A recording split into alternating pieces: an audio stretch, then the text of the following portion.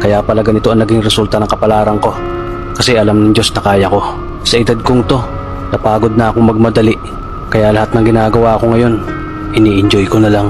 Siguro sa dami na rin ng aking pinagdaanan, napagtanto ko na ang buhay ay mas malawak at mas mahiwaga pa sa mga problemang dumarating sa buhay natin. Tumatanda na tayo, baka sa kakahabol natin sa masagana at maayos na buhay, ay hindi na natin na-enjoy ang buhay. Baka nabubuhay na lang tayo dahil nape-pressure tayo sa sasabihin ng ibang tao. Marami na rin akong mga naging maling desisyon sa buhay, pero lahat yun nagsilbing aral sa akin at natuto ako sa mga pagkakamali ko. May mga taong sobra nating mamahalin at bibigyan ng halaga, pero ibabalik lang sa atin ay kabiguan at matinding trauma.